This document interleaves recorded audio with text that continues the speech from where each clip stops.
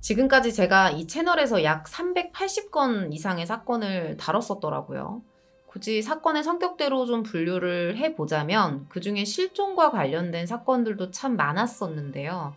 안타까웠던 건 대부분의 사건들이 결국은 실종자가 가족의 품으로 돌아오지 못하고 있는 사건들이었다는 거죠. 실종자의 가족들은 처음에는 어떻게든 가족을 찾기를 바라는 마음을 가져요. 그러다가 돌아올 희망이 사라져갈 때쯤에는 어딘가 제발 살아있기만을 바라죠. 그런데 그마저도 기대할 수 없을 때에는 시신이라도 찾았으면 하는 간절한 마음을 갖게 됩니다. 오늘 제가 준비한 이 사건 속의 실종자인 이인철 씨, 이분의 아버지의 심경 또한 그랬습니다. 이 사건은 2017년 8월과 9월 사이에 발생했던 실종 사건이고요. 단 이틀의 흔적을 남기고 사라진 한 남자의 마지막 기록과 주변인들의 기억입니다. 근데 사실 이 사건에 대한 자료가 많지가 않았어요. 공중파 방송에서 한번 다루긴 했었는데 제가 실종 당시부터 지금까지 나온 기사들을 쭉 찾아봤거든요. 근데 특별히 뭐 의미가 있다 싶은 자료들은 없더라고요.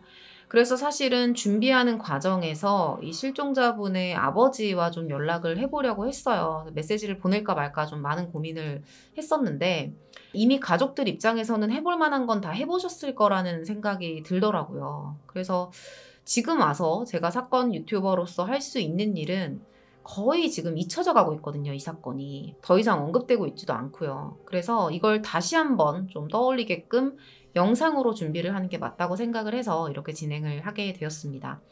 이 사건이 경찰에서도 단서를 찾는데 한계점이 명확하게 보였기 때문에 제가 어떤 사건에 대한 실마리나 단서를 제공하는 방송은 아니에요. 제가 전문가도 아니고요. 하지만 공개된 자료들을 최대한 검토하고 정리를 해서 어느 정도의 의문을 함께 던져보는 건 가능하지 않을까 싶습니다. 궁금증을 갖는다는 건 아주 중요한 일이니까요. 자, 시작을 할게요. 이 사건은 아들의 친한 동생에게, 그러니까 이 이인철 씨의 친한 동생에게 한 통의 전화가 걸려오면서 시작이 됩니다. 2017년 9월 4일이었어요. 그날 이인철 씨의 아버지가 아들의 친한 동생인 강 씨의 전화를 받게 돼요. 그런데 이 강 씨가 이런 말을 합니다. 아버지, 인철이 형 전화 안 받아요. 이렇게 연락이 온 거죠. 그래서 전화를 끊고 이 아버지께서 아들에게 전화를 걸어봅니다. 근데 진짜 전화기가 꺼져 있는 거예요. 그래서 뭐지 싶어서 아들이 머무르고 있었던 방으로 가봐요. 그러니까 이 부자가 한 집에서 살았던 건 아니고 아들이랑 아버지가 같은 건물 다른 층에 살고 있었거든요. 그래서 가봤는데 아무도 없었던 거죠. 근데 여기서부터 뭔가 좀 이상했던 게 약간의 모순이 보였던 거예요.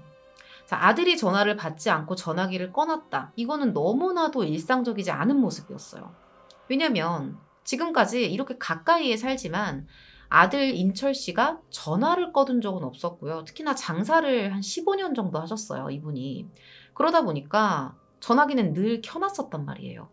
가끔 뭐 외박을 하더라도 아버지 전화는 꼭 받았었던 아들이었습니다. 그런데 전화를 꺼놨다? 이거는 평소와는 너무 달랐던 거죠. 그런데 또 그런 일상적이지 않은 모습과는 반대로 이 아들의 방을 이렇게 살펴봤더니 이 밑에 있는 사진이 실제 사진이에요. 평소하고 너무 다를 게 없는 거예요. 뭔가 어디를 떠나는 사람처럼 짐을 챙겼다거나 이런 것들도 전혀 보이지 않았었던 거죠. 그냥 금방이라도 저녁이 되면 집으로 돌아올 것 같은 일상적인 그런 방의 모습이었던 거예요. 그때까지만 해도 뭔가 이상하긴 하지만 잠깐 무슨 일이 있어서 전화를 꺼놨겠지라고 생각을 하시고 5일가량을 더 기다리세요, 이 아버지가.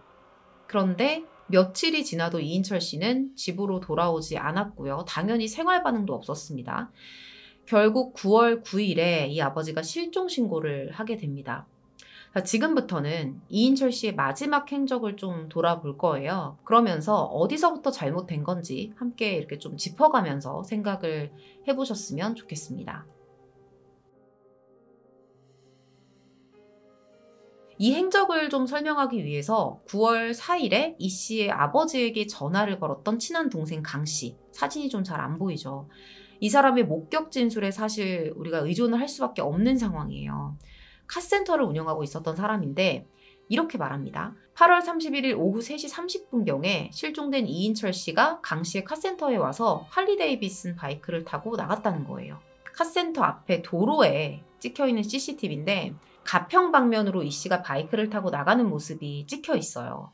그리고 이 씨의 행적이 또 파악된 곳이 어디였냐면 15분 뒤에 10km 떨어진 가평군의 한 주유소였습니다. 여기서 이 씨가 자기 명의의 신용카드로 27,000원을 주유해요.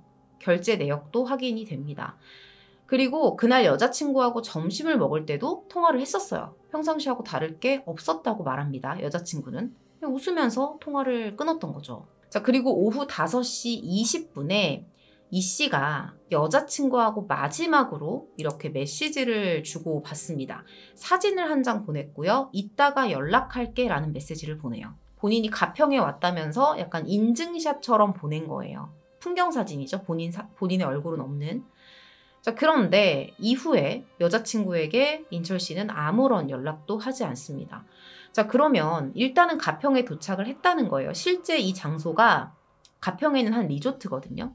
그런데 이 리조트 사장에 의하면 그날 인철 씨가 왔었대요.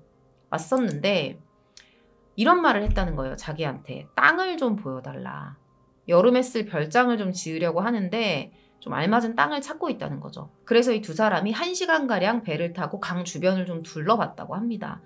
그리고 오후 5시경에 그곳을 이제 이 씨가 떠났대요. 근데 이 시간 자체도 사실 이 사장이 뭐 딱딱 시간을 보면서 이때는 뭐 했고 이렇게 보면서 체크를 해놓은 게 아니기 때문에 정확하진 않아요. 그냥 대략적으로 그렇다는 거죠. 지금으로서 추측해볼 수 있는 건 이인철 씨가 실제로 여자친구에게 직접 그 풍경사진과 메시지를 보냈다는 전제하에, 직접 보냈다는 전제하에 약 5시 30분에서 6시 사이에 리조트에서 떠나지 않았을까라고 예상만 해볼 수 있는 거죠. 자, 그리고 또 하나의 기록이 남아 있었습니다. 오후 6시 45분이 돼요. 이때 이인철 씨에게 고모가 문자 메시지를 보내요. 이 고모분이 보험 설계사 일을 하시는 분인데 조카에게 자동차 보험 갱신할 거니? 뭐 이런 메시지를 보냈던 거예요. 그래서 답장을 뭐라고 했냐면 차를 팔까 생각 중이다. 결정이 되면 연락을 드리겠다. 이렇게 답변이 옵니다. 이게 이인철 씨의 마지막 휴대전화 발신 기록이에요. 한 가지 생각해야 되는 부분은 메시지는 본인이 직접 보냈다고 100% 확신할 수는 없다는 겁니다. 특히나 지금까지도 이분이 돌아오지 않는 상황에서는 과연 이 문자를 이인철 씨가 직접 보냈을까? 그것도 확신할 수는 없는 거예요. 자, 이후에 카센터 사장, 친한 동생인 강 씨의 목격 진술이 또다시 나옵니다. 이게 지금 제가 시간순에 맞춰가지고 설명을 해드리고 있는데 이 중간중간 뭐 카센터 사장의 증언, 그 다음에 뭐 리조트 사장의 이야기, 아니면 고모가 받았던 메시지, 뭐 여자친구와의 통화 이런 것들이 섞여 있어요. 자, 강 씨가 이런 말을 합니다. 그날 저녁, 그러니까 8월 31일 저녁 7시가 넘어서 인철이 형이 가평에서 돌아왔다. 그리고 나한테 저녁을 먹자고 했는데 선약이 있어서 안 된다고 내가 이야기를 했고 형은 카센터에 오토바이를 두고 나갔다. 그런데 그날 형이 오토바이를 두고 어디로 갔는지 나도 모른다. 이렇게 말을 하는 거예요. 그럼 일단 강 씨의 말은 8월 31일 저녁에 이 씨를 봤다고 말을 하는 거죠. 정확히 말하면 살아있는 이 씨를 목격했다는 거예요. 이 말이 사실이라면. 근데 좀 이상한 점이 있습니다. 인철 씨가 평소에 불면증이 있거든요. 그래서 습관적으로 늘 여자친구하고 늦게까지 통화를 하다가 잠이 들어요. 그날도 사실 가평에 있을 때 이따가 연락을 하겠다라는 메시지를 보냈었잖아요. 그런데 일단 그 말에 대한 연락도 없었고요. 더군다나 평소처럼 그날은 밤에 통화도 하지 못했다는 거예요. 그래서 여자친구분은 오늘 집에 안 들어가고 딴 데서 자나? 이런 생각도 했었대요, 당시에. 한마디로 인철 씨의 아버지가 느끼셨던 아들의 일상적이지 않은 모습은 강 씨로부터 전화를 받았던, 뭐 형이 연락이 안 돼요.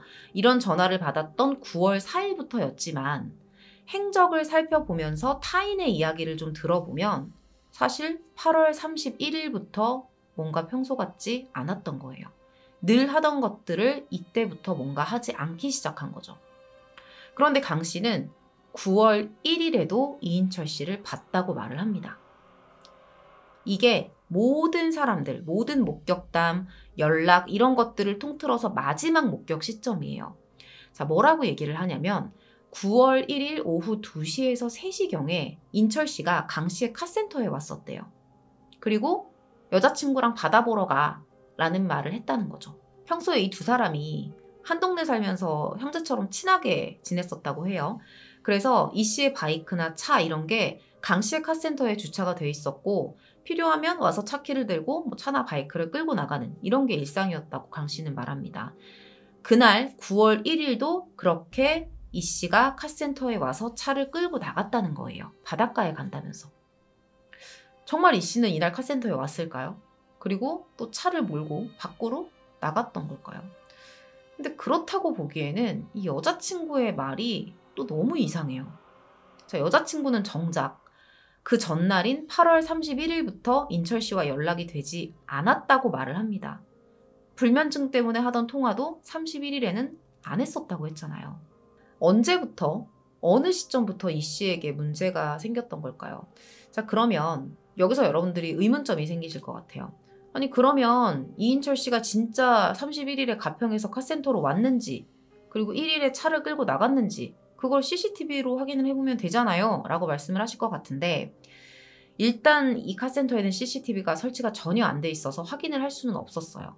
카센터 앞에 도로에 있었던 그 CCTV는 제가 뒤에서 말씀을 드리겠지만 확인이 너무 늦어져서 강 씨 말대로 31일에 이 씨가 카센터로 들어왔다가 오토바이를 놓고 떠나는, 그리고 1일에 차를 끌고 나가는 이런 모습은 확보를 못했던 거죠. 확인 불가였던 거예요. 사실 이게 제일 안타까운 부분이긴 합니다. 카센터에 CCTV만 있었다면, 그리고 가게 앞에 있었던 CCTV가 조금 더 폭넓은 시간대로 경찰에 의해 확보만 됐더라면 사실 모든 걸 다 확인할 수 있었을 텐데 2017년이잖아요. 그런데도 그게 되지 않았던 거죠. 딱 나가는 모습, 오토바이 타고 나가는 모습까지만 확인이 된 거예요. 자, 근데 여기서 이 씨의 아버지가 생각지도 못한 무언가를 발견하게 됩니다. CCTV에 대한 거예요.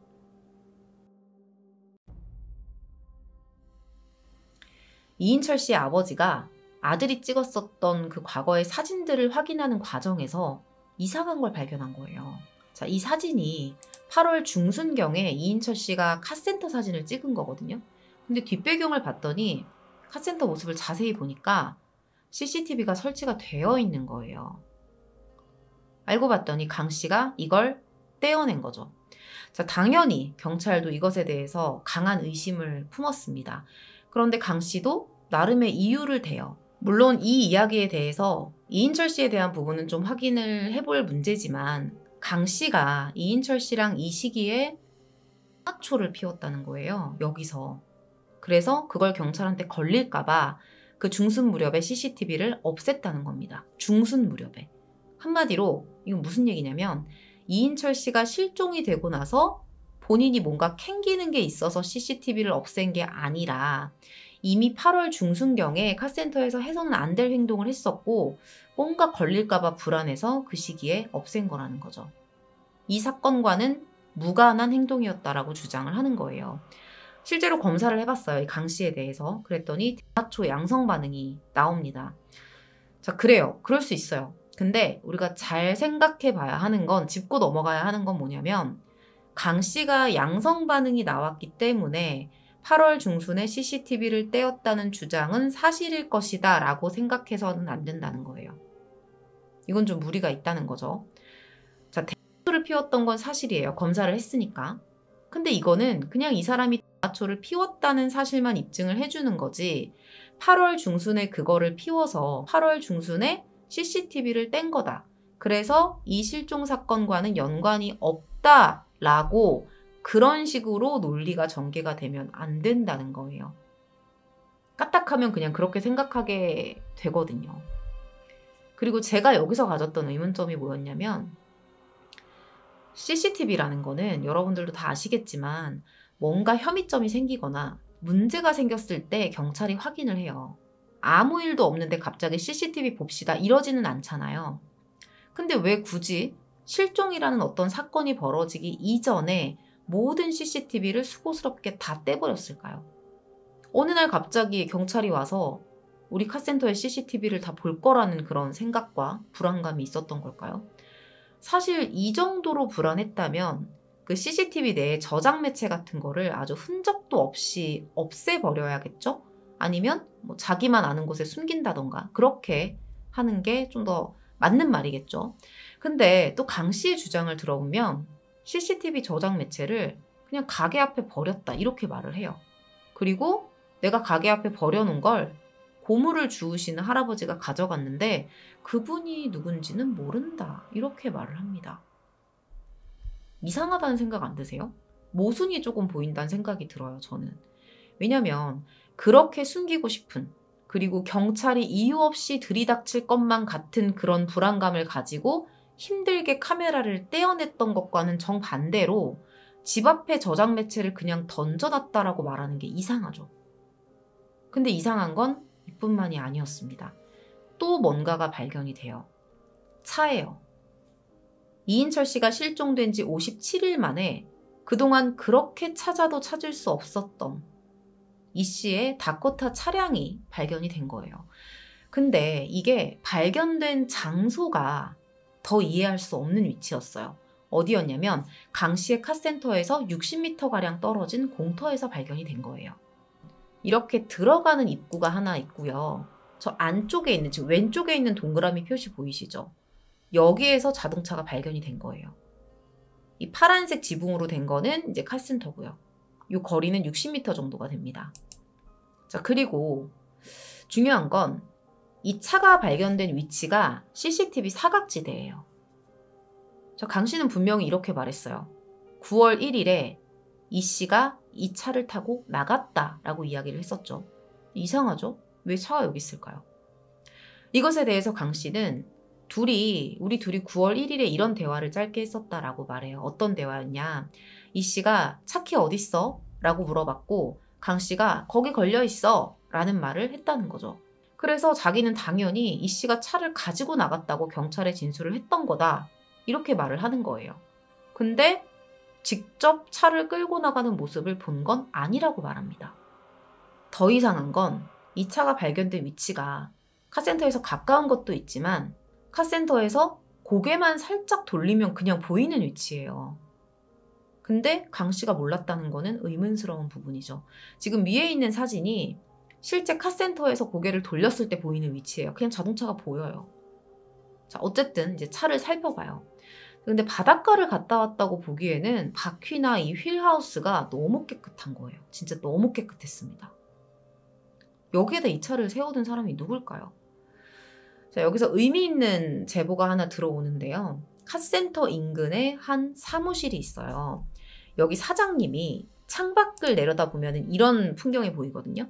근데 그때마다 이 다코타 차량이 너무 잘 보였대요. 차 자체가 이제 외제차고 특이하다 보니까 자주 내다보기도 했었다고 합니다. 자, 이분이 비교적 또렷하게 기억을 하고 계시는 게 8월 말에서 9월 초 사이, 그때부터 이 차가 여기 주차되어 있었다라고 말을 해요. 그리고 한 가지 더 기억이 나는 건 처음에 이분이 이 차를 봤을 때는 이 차가 여기가 아니라 왼쪽에 주차가 돼 있었다는 거예요. 근데 자리가 지금 이 위치로 한번 옮겨졌다는 거죠. 만약에 이거를 이인철 씨가 옮겼다면 사실 굳이 할 필요가 없는 행동이거든요. 왜냐면 이 사건을 바라보는 전문가의 의견대로 지금 옮겨진 이 위치가 구기 종목을 자주 하는 어떤 운동장 바로 옆이에요. 공이 날아와서 차 유리를 칠 수도 있는 거잖아요. 근데 굳이 여기까지 들어왔다가 또 자리를 이쪽으로 옮겼다? 사실 옮길 거면 기존에 이 아버지 말씀대로 원래 이 카센터에 이인철 씨가 주차를 하던 자리가 항상 있었어요. 같은 자리. 늘 대던 자리. 여기는 카센터에서 가까운 위치거든요. 그러면 옮기면서 그냥 원래 자기가 대던 자리에 대도 되는 거잖아요. 근데 이 위치, CCTV 사각지대로 살짝 옮겨놨던 거죠. 의도적으로 감춘 것처럼요. 이인철 씨가 만약에 9월 1일에 여자친구를 만나기로 해서 차를 끌고 나갔다가 어떤 사정 때문에 차를 결국 다시 와서 놔두고 가야 하는 상황이었다면 이렇게 어중간한 위치에 차를 꼭 세워야 했을까? 주차하던 자리가 있고 다시 나갈 거면 입구에서 가까운 위치가 더 좋잖아요. 그리고 이 장소가 보시다시피 그렇게 외지인들이 들어가서 금방금방 자리를 파악할 만한 곳은 아닙니다. 입구도 딱 하나예요. 그러니까 이 차를 댈 수 있는 자리로 들어갈 수 있는 입구는 딱 하나예요. 근데 차를 옮기면서까지 사각지대에 위치하도록 했다는 거는 일단은 CCTV 위치도 알고 있는 사람일 것이고 또 이곳만의 지형의 특이성 이런 것들도 잘 아는 사람. 그러면서도 남의 눈에 띄는 것을 염려하는 사람이 했을 수 있다. 여기까지가 전문가의 의견이었습니다. 제가 이 사건이 참 해결되기 어려울 것 같다라고 이제 개인적으로 생각하는 이유가 앞서 잠깐 언급을 하긴 했지만 단순 실종 사건이 아니라고 판단을 하고 강력팀으로 이관이 되기까지 3개월이 걸렸어요. 2017년 12월에 이관이 됐거든요. 그러면 그 사이에 일단은 의미 있는 정보나 증거들이 사라졌을 가능성이 높고요. 그리고 단순 실종이라고 여겼던 시기가 길었기 때문에 이게 강력 사건으로 판단을 하고 수사를 진행했을 때보다는 수집된 자료들의 양이나 범위나 이런 것들이 다 턱없이 부족했을 거라는 겁니다. 심각성을 느꼈을 때 좀 더 면밀하게 조사를 하게 되잖아요. 2017년이면 사실 어떻게든 자료를 모으려면 다 모을 수 있는 시기거든요. 정말 너무 안타깝고 답답한 사건이었습니다.